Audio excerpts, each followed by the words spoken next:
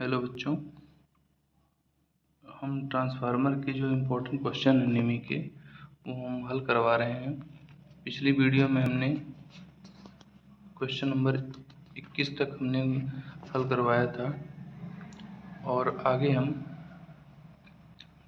आगे इस जो है क्वेश्चन को आगे हल करवा रहे हैं। जैसे क्वेश्चन नंबर 22 है। 22 क्वेश्चन क्या है? Which test of transformer oil is illustrated.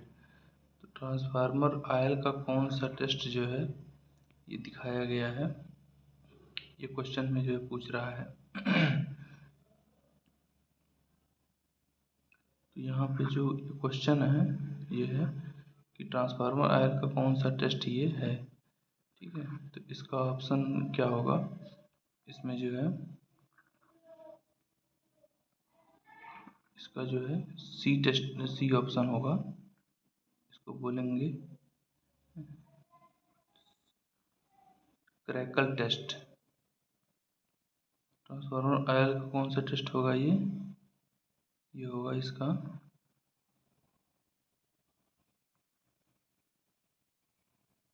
जो है ये जो है डाइलेक्ट्रिक टेस्ट होता है। बी ऑप्शन सही होगा, इसमें गलत दिया है। इसमें जो है बी वाला ऑप्शन सही होगा, डाइलेक्ट्रिक टेस्ट करते हैं इसमें ट्रांसफार्मर का। ठीक है, अगला क्वेश्चन देखते हैं। Where synthetic liquid transformer oil is used. ठीक है, तो सिंथेटिक लिक्विड ट्रांसफार्मर ऑयल कहाँ पे यूज होता है? सिंथेटिक लिक्विड ट्रांसफार्मर ऑयल कहाँ पे यूज होता है? तो इसमें जो सही ऑप्शन होगा वो सी वाला होगा। कहाँ पे? Refineries and hazardous location. ठीक है, यहाँ पे यूज होता है। अगला क्वेश्चन देखते हैं। Which part produces magnetic flux in a transformer. कौन सा पार्ट ट्रांसफार्मर में मैग्नेटिक फ्लक्स उत्पन्न करता है? ठीक है, तो इसमें कौन सा पार्ट उत्पन्न करता है? इसमें ऑप्शन है primary winding, secondary winding, type changer, core. तो जो फ्लक्स उत्पन्न करता है वो हमारी कोर उत्पन्न करती है। ठीक है, क्योंकि कोर में ही फ्लक्स जो है स्थापित होता है। और कोर क्या होती है आप लोग जानते होंगे।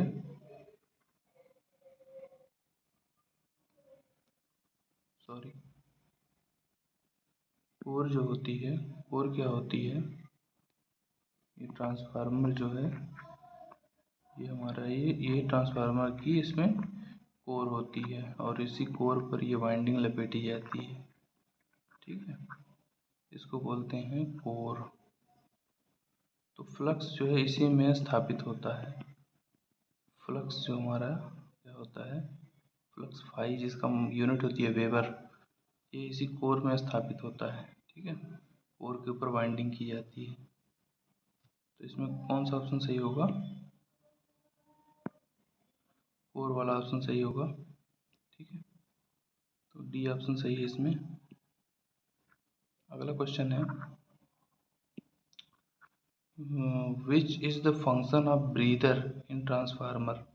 ट्रांसफार्मर में ब्रीदर का क्या काम है? तो ब्रीदर सबसे पहले हम देख लेते हैं क्या है इसमें। Observe heat, indicate oil level, prevents moisture entry, reduces tank pressure.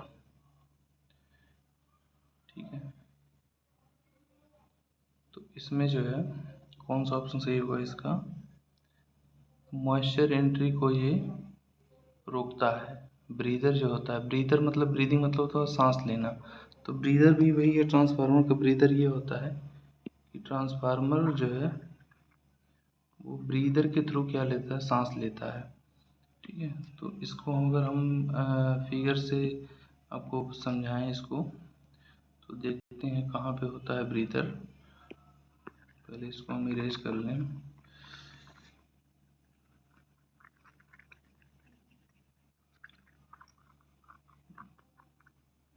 जैसे मान लीजिए ये हमारा क्या है, एक ट्रांसफार्मर है। ये हमारा एक ट्रांसफार्मर है और इसमें हमारी वाइंडिंग की हुई है। ये ट्रांसफार्मर का टैंक है इसमें वाइंडिंग डूबी होती है, ये तेल भरा होता है। ठीक है, इसके ऊपर बुशिंग होती है जहाँ से टर्मिनल निकाले जाते हैं। इसी टैंक से क्या होता है, इसी टैंक से एक पाइप निकलता है और पाइप के आगे यहाँ पे एक होज रिले लगा होता है। इसके आगे लगा होता है कंजर्वेटर। कंजर्वेटर के बाद आके यहाँ पे पाइप नीचे की तरफ होता है और इसी पाइप में एक सिलेंडर लटका होता है और ये पाइप नीचे खुला छोड़ दिया जाता है। यहाँ से एयर अंदर और बाहर जाती है। तो इसमें क्या होता है, इसमें सिलिका जेल भरी होती है। इसमें क्या भरी होती है, सिलिका जेल। इसी को बोलते हैं ब्रीदर, इसी को बोलते हैं ब्रीदर। और ये होता है कंजर्वेटर, ये होता है कंजर्वेटर। ये होता है बुक होल्ज रिले, बुक होल्ज रिले। तो यहाँ पे ब्रीदर की बात हो रही है, तो ब्रीदर के माध्यम से एयर अंदर जाती है। तो एयर में जो नमी होती है उसको ये सिलिका जेल सोख लेती है। तो यहाँ पर हमारी शुष्क एयर जाती है, ये सूखी एयर जाती है। ठीक है, जिससे कि वो ऑयल में पहुँचेगी ट्रांसफार्मर में, तो ऑयल को ख़राब नहीं करेगी। ठीक, तो ब्रीदर वह उपकरण है ट्रांसफार्मर में जिसके द्वारा ट्रांसफार्मर सांस लेता है। ठीक है, तो आशा करते हैं समझ में आया होगा आप लोगों को। इसमें जो है क्या है, what is the function of breather. Function breather का कार्य क्या है, तो प्रिवेंट्स मॉइस्चर एंट्री, मतलब नमी को रोकना। इसमें सी ऑप्शन सही होगा, नमी को रोकना। ठीक है, अगला क्वेश्चन देखते हैं 26 question. Why the transformer core is laminated. ये बहुत ही फेमस क्वेश्चन है और हमेशा हर एग्जाम में पूछा जाता है कि ट्रांसफार्मर की कोर लैमिनेटेड क्यों बनाई जाती है। ट्रांसफार्मर की कोर लैमिनेटेड, लैमिनेटेड का मतलब कि अगर कोई ट्रांसफार्मर है, उसकी कोर है, तो उसको पतली पतली पत्तियों में काट कर फिर उसको चिपका के बनाया जाता है। तो लैमिनेशन का संबंध सीधे होता है एडी करंट लॉस से। ठीक है, ट्रांसफार्मर में अगर एडी करंट लॉस को कम करना है, बी वाला ऑप्शन जो है, to minimise the eddy current loss, तो एडी करंट लॉस को कम करने के लिए कोर को लैमिनेट किया जाता है। ठीक है, तो इसमें बी ऑप्शन सही होगा, 26 को बी। ठीक है, ट्रांसफार्मर की कोर क्या होती है, पतले पतले पीसेस को चिपका के बनाई जाती है, इसी को बोलते हैं लेमिनेशन। 26 क्वेश्चन हो गया। आगे क्वेश्चन देखते हैं 27 question. Why shell type core is use for medium and high voltage transformers. ठीक है, तो हम जानते हैं कोर के आधार पर ट्रांसफार्मर दो प्रकार के होते हैं। पहला होता है कोर टाइप, दूसरा होता है सेल टाइप। तो कह रहा है सेल टाइप ट्रांसफार्मर जो है, ये सेल टाइप ट्रांसफार्मर क्यों मध्यम और हाई वोल्टेज ट्रांसफार्मर में यूज होता है। ठीक है,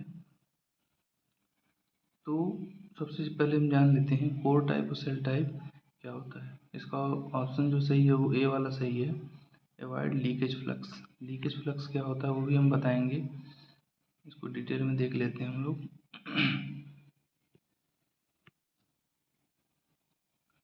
सबसे पहले हम आएंगे ट्रांसफार्मर में, देखेंगे कोर टाइप ट्रांसफार्मर और सेल टाइप ट्रांसफार्मर क्या होते हैं। इसको हम पहले इरेज कर लेते हैं।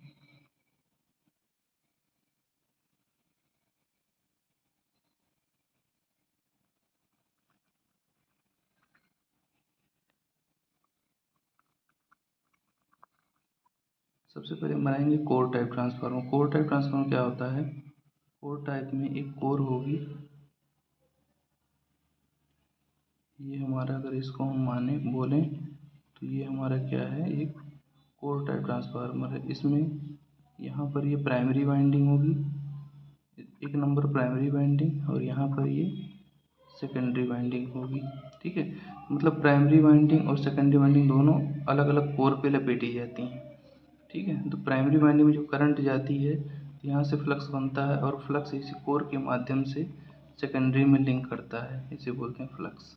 ठीक है, तो यहाँ पर क्या होता है कि कुछ फ्लक्स तो लिंक करता है, कुछ फ्लक्स नहीं लिंक कर पाता, तो यहीं से लूप बना लेता है।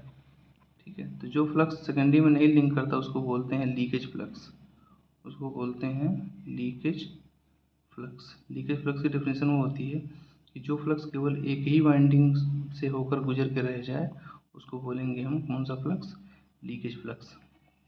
और जो फ्लक्स ये पहली वाइंडिंग से दूसरी वाइंडिंग में लिंक करता है उसको बोलते हैं म्यूचुअल फ्लक्स। क्या बोलते हैं, म्यूचुअल फ्लक्स। ठीक है, तो ये हो गया कोर टाइप की बात। अब सेल टाइप में देखते हैं, सेल टाइप का ट्रांसफार्मर क्या होता है।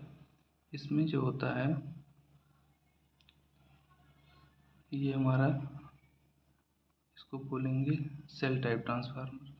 सेल टाइप ट्रांसफार्मर देखेंगे 3 कोर होती है, एक कोर, दूसरी कोर और तीसरी कोर। ठीक है, तो जो बीच वाली कोर होती है इसको बोलते हैं सेंट्रल लिम्ब। ठीक है, इसी पर पहले लो वोल्टेज वाइंडिंग को लपेटा जाता है।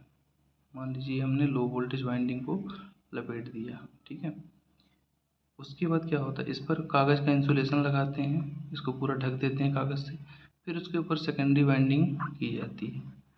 तो यहाँ पर एक ही वाइंडिंग पे, एक ही कोर पर प्राइमरी वाइंडिंग और सेकेंडरी वाइंडिंग दोनों लपेटी जाती हैं। ठीक है, तो यहाँ पे क्या होता है कि प्राइमरी वाइंडिंग से जो फ्लक्स निकलेगा वह पूरा का पूरा सेकेंडरी से लिंक कर जाएगा। तो यहाँ पे लीकेज फ्लक्स कम से कम होता है, मतलब वैसा फ्लक्स जो एक ही वाइंडिंग में लिंक करके नहीं रह पाता, क्योंकि दोनों वाइंडिंग बहुत पास पास होती हैं, इसलिए जो भी फ्लक्स उत्पन्न होता है वो सेकेंडरी से लिंक करता ही करता है। तो यहाँ पे लीकेज फ्लक्स क्या होता है, कम होता है। ये है पहला नंबर, सॉरी, ये है कोर टाइप ट्रांसफार्मर और इसे बोलते हैं सेल टाइप ट्रांसफार्मर। ठीक है, तो कोर टाइप ट्रांसफार्मर में 2 कोर पर अलग अलग वाइंडिंग लपेटी जाती है। सेल टाइप में सेंट्रल लिम्ब होती है जिस पर वाइंडिंग को लपेटा जाता है।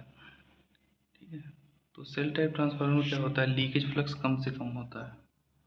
यही हमारा क्वेश्चन था। अब हम क्वेश्चन पे चलते हैं।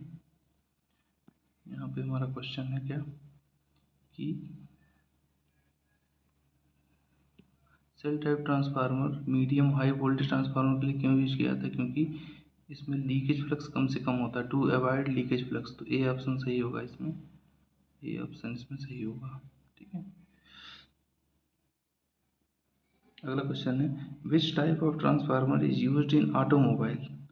ऑटोमोबाइल में कौन सा ट्रांसफार्मर यूज होता है। इसका ऑप्शन है इग्निशन टर्म, मतलब गाड़ियों में इग्निशन ट्रांसफार्मर यूज होता है। इग्निशन मतलब जो स्पार्क उत्पन्न करे। ठीक है, क्योंकि गाड़ियों में स्पार्किंग की जरूरत होती है, तो इग्निशन ट्रांसफार्मर इसमें यूज होगा, सही होगा। 29वां क्वेश्चन देखते हैं which transformer is classified based on shape of core. तो कोर की शेप के आधार पर कौन सा ट्रांसफार्मर जो है होता है। तो हम बताएं कोर की शेप के आधार पर 3 तरह के ट्रांसफार्मर होते हैं। जान लीजिए, पीछे हमने जो बताया shell type transformer, core type transformer और बेरी टाइप ट्रांसफार्मर।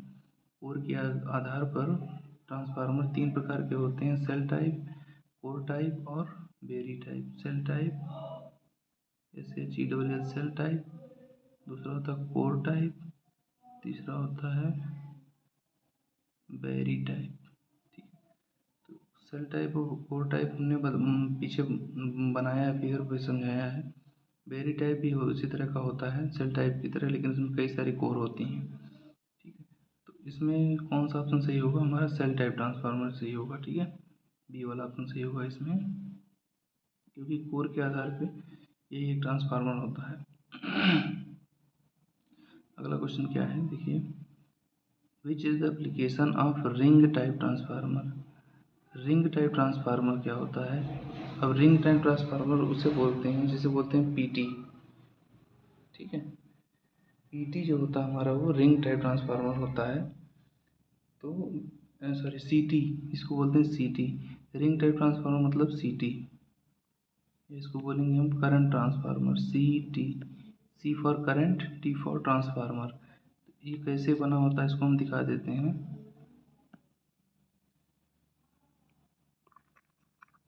सीटी हमारा कैसे बनता है दिखाते हैं भी आपको हम। सीटी का यूज हम करते हैं करंट को मेजर करने के लिए, हाई करंट को मेजर करने के लिए। सीटी में जो कोर होती है वो गोलाकार कोर होती है। कैसी कोर होती है?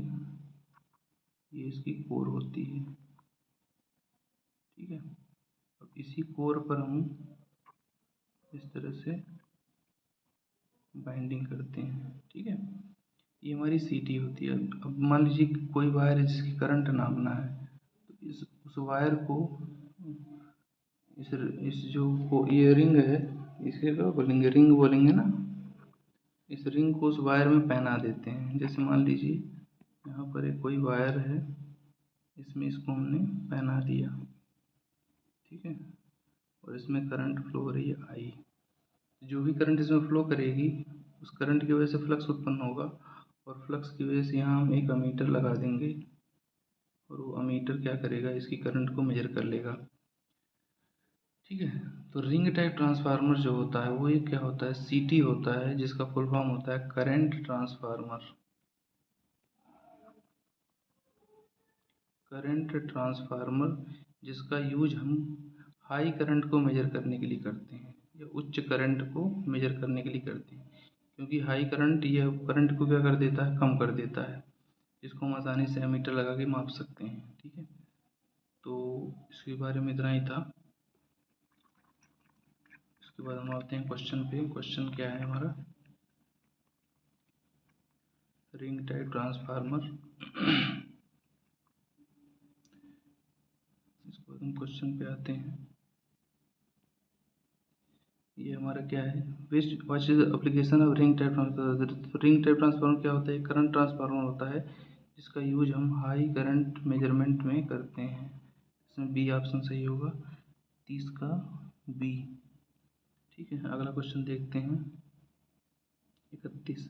How the capacity of transformer rated. Transformer capacity किस में देते हैं? तो ट्रांसफार्मर कैपेसिटी हमेशा केवीए में देते हैं, इसको याद रखिएगा, केवीए।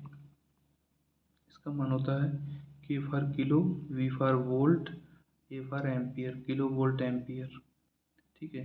इसकी यूनिट किलोवाट में नहीं होती, किलोवाट आवर में नहीं होती, या मेगावाट में नहीं होती।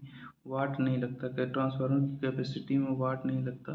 ट्रांसफार्मर कैपेसिटी हमेशा केवीए में दी जाती है, ठीक है। इसमें बी ऑप्शन सही होगा, केवीए, ठीक है। अगला क्वेश्चन देखते हैं 32। Which part of transformer is use to compensate the voltage drop to consumer receiving from generating station, ठीक है। ये इसका मतलब ये हुआ कि ट्रांसफार्मर से जो वोल्टेज निकलता है वह घरों तक पहुंचने में जो ड्रॉप हो जाता है। मान लीजिए ये ट्रांसफार्मर निकाल रहा है 230 वोल्ट, ठीक है, और केबल से घर तक पहुंचते पहुंचते वोल्टेज पहुंचता है वहाँ पे 190 वोल्ट, ठीक है। तो इसको कैसे दूर किया जा सकता है? तो इसको दूर कर सकते हैं हम टैप चेंजर से। टैप चेंजर से क्या करेंगे? टैपिंग को सेट कर देंगे हम 270 वोल्ट पे। मतलब 270 वोल्ट ट्रांसफार्मर से निकलेगा तो घर तक पहुंचते पहुंचते कितना डाउन होगा? तो 230 डाउन होके वहाँ पे मिलेगा, ठीक है। तो टैप चेंजर का काम वही होता है। ट्रांसफार्मर की वाइंडिंग में टैपिंग लगी होती है, उस टैपिंग को चेंज करके हम ट्रांसफार्मर का वोल्टेज बढ़ा देते हैं, जिससे जो लाइन में लॉस होता है, लाइन में जो वोल्टेज ड्रॉप होता है उसको बराबर कर लेता है, ठीक है। तो इसमें डी वाला ऑप्शन सही होगा, टैप चेंजर। अगला क्वेश्चन है which condition the efficiency of transformer is maximum. ये भी बहुत फेमस क्वेश्चन है। ट्रांसफार्मर की एफिशिएंसी या दक्षता कब अधिकतम होती है? इसकी एक कंडीशन होती है, इसको याद रखिएगा। ट्रांसफार्मर की दक्षता तब अधिकतम होती है जब कॉपर लॉस और आयरन लॉस बराबर होते हैं। हमने बताया था पिछली वीडियो में, ट्रांसफार्मर में दो तरह से लॉस होती हैं। एक होती है कॉपर लॉस, कॉपर लॉस को बोलते हैं, एक होती है कॉपर लॉस, इसको बोलते हैं आई स्क्वायर आर लॉस। एक होती है आयरन लॉस, तो copper loss P C U बराबर आयरन लॉस पी आई।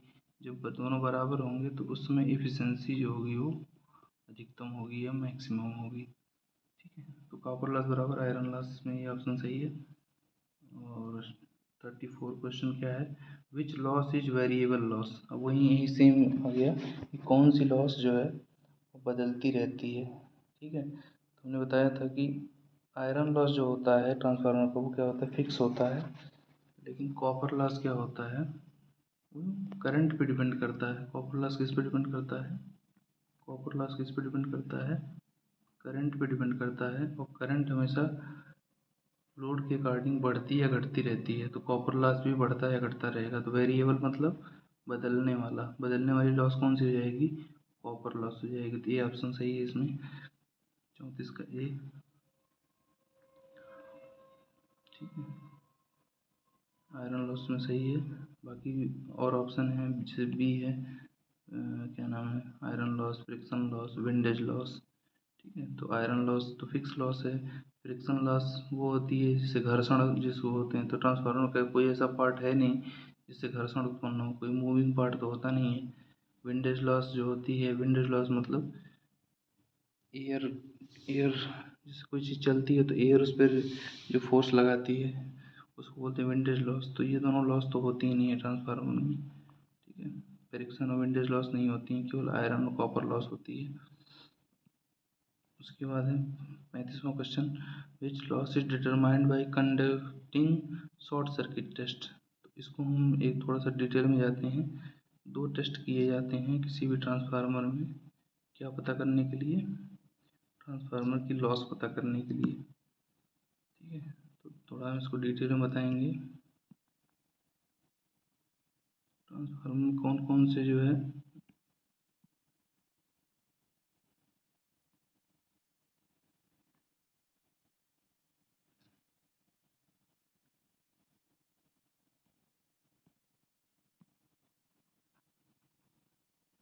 ट्रांसफार्मर में दो टेस्ट किए जाते हैं। पहला टेस्ट है